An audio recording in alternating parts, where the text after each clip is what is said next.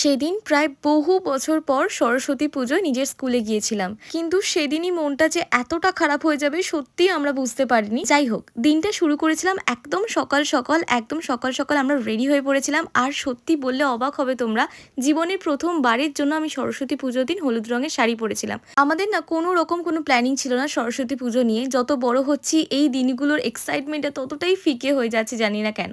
আর দেখো বনুকে কত সুন্দর দেখতে লাগছিল সেদিন। আমাদের যেহেতু সেদিন কোনো রকম প্রি প্ল্যান ছিল না, সেই জন্য কী যে পরবো হুট করে ডিসাইড করতে হয়েছিল। তাই যা হাতের সামনে পেয়েছি, তবে এটা কিন্তু মায়ের শাড়ি, তাও আবার নতুন। বেশ পছন্দ হয়েছিল, তাই পুরোনো একটা ব্লাউজ দিয়ে পরে নিয়েছিলাম। সত্যি ভাবতে কত অবাক লাগে, এই দিনটার জন্য আগের রাতে ঘুম আসতো না। একটা সময় ছিল যখন কি পরবো, কি সাজবো, কি কানের, কি চুড়ি, সবটা একদম সেট করা থাকতো, শুধু মনে হতো কখন সকাল হবে। আর সেই এখন আমরা ঠিকই করে উঠতে পারিনি যে এবছর সরস্বতী পুজোটা আমরা কিভাবে কাটাবো। সত্যি ভাবতেই অবাক লাগে, মনে হয় এই তো সেদিন স্কুলে পড়তাম, এই তো সেদিন বোনের সাথে মারামারি করতাম। আজ থেকে কত বছর আগের কথা সেগুলো। এমন করে বলছি যেন একদম বুড়ি হয়ে গেছি, কিন্তু সেটা না।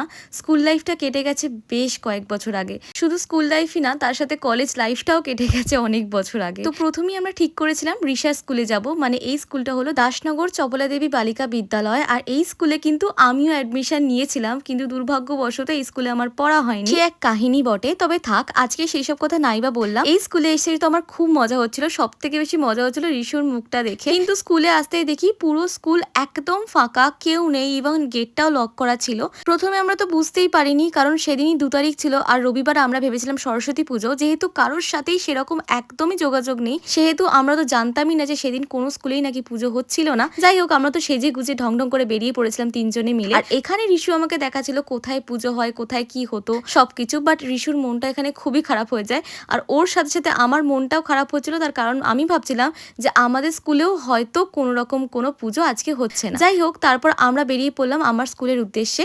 তোমরা হয়তো কেউ কেউ জানো, বা কেউ কেউ অনেকেই জানো না, বেশিরভাগ জনই জানো না যে আমি বিধুভূষণ স্কুলে পড়তাম। তোমরা যারা কদমতলা, হাওড়া এই জায়গাকার স্কুলের নাম জানো, তারা হয়তো এই স্কুলটা চিনবে। এই স্কুলে আমার অনেক অনেক মেমোরিজ আছে। এই রাস্তা দিয়ে আমি রোজ পুলকারে করে স্কুলে যেতাম। তো এই রাস্তাটা অনেকটাই চেঞ্জ হয়ে গেছে। চেঞ্জ লাগছে এই জন্য বলছি, কারণ এই রাস্তাটা দিয়ে আমার একদমই আসা যাওয়া করা হয় না। খুব অদ্ভুত দিকে আমার স্কুলটা ছিল। এই রাস্তায় এখন একদমই আসা হয় না, যার জন্য স্কুলটাকে আমি খুবই মিস করি, আর এই রাস্তাগুলোকেও। কিন্তু গিয়ে দেখি আমাদের স্কুল তো খোলা ছিল, কিন্তু সব বাচ্চারা মিলে খুব সুন্দর করে আয়োজন করছিল পুজোর। আমাদের সময় যদিও এত কিছু একদমই হতো না, সাধারণ আলপনা দেওয়া হতো, কিন্তু ওদের মতো আমাদেরও এক্সাইটমেন্টটা কিন্তু প্রচন্ড হতো। চোখের সামনে যেন কয়েক বছর পেছিয়ে গেছিলাম হঠাৎ করে, সবকিছু মনে পড়ছিল। তার সাথে এই বাচ্চা বাচ্চা মেয়েগুলো স্কুলের ড্রেস দেখে না আরো ভালো লাগছিল, যে আমরাও একসময় এরকম সেম স্কুলের ড্রেস পরে কত মজা করেছি, কত আনন্দ করেছি।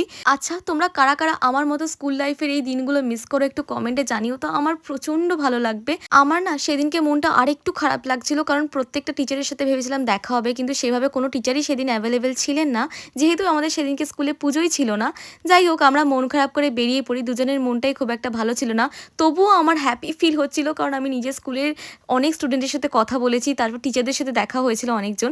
ফেরার সময় স্টেডিয়ামে দেখি একটা পারফিউমের স্টল দিয়েছেন কিছু মানুষ, তো আমরা দেখে তো সঙ্গে সঙ্গে ছুটতে ছুটতে গেলাম। আমার আর ঋষুর পারফিউম জিনিসটা খুব পছন্দ, মানে সেটা আবার মনের মতো হতে হবে।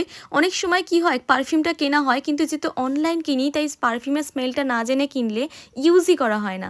ঠিক পারফেক্ট একটা স্মেল না হলে আমাদের আবার ভালো লাগে না। সেটা আমরা বলে না, যে কোনো মানুষেরই ইউজ করতে ভালো লাগবে না।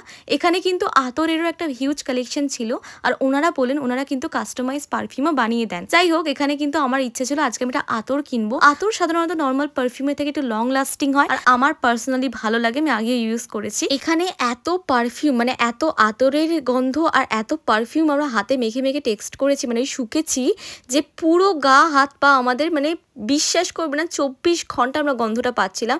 যেহেতু শাড়িতেও পাচ্ছিলাম, পুরো হাত ভর্তি করে গন্ধ শুকেছিলাম সেদিনকে। কিন্তু কোনো জিনিসই না অতিরিক্ত ভালো না, আমি সেদিন বুঝেছি। আমি এত বেশি কম সময়ের মধ্যে টেস্ট করে ফেলছিলাম পারফিউম, যে আমার এবার গা বমি ফিল হচ্ছিল, কারণ সব রকম পারফিউম মিশে জাস্ট একটা বিচ্ছিরি স্মেল হয়ে গেছিলো লাস্ট অব্দি। কিন্তু কিছু কিছু স্মেল এত সুন্দর ছিল যে আমার বারবার মনে হচ্ছিলো আমি আরেকবার গিয়ে নিয়ে আসি। যদিও আমি এটা স্যান্ডেল নামক একটা আতর কিনেছিলাম, যেটা স্মেলটা খুবই মাইল্ড ছিল, খুবই সফট ছিল। আর যেহেতু তোমরা জানোই বাইরের খাবার আমার একদম খাওয়া বারণ, আমি খুব মেনটেন করছি সেহেতু কাকিমা বাড়িতে চাউমিন বানিয়েছিল। এবার প্লিজ এটা কেউ বলো না যে কন্ট্রোল করে এটা চাউমিন খাওয়াটা কি ধরনের খাওয়া। যাই হোক, সেসব গল্প আমি পরেই বলে দেবো তোমাদের। আজকের ভিডিওটা কেমন লাগলো জানিও। দেখা হচ্ছে নেক্সট ব্লগে। Tata, by.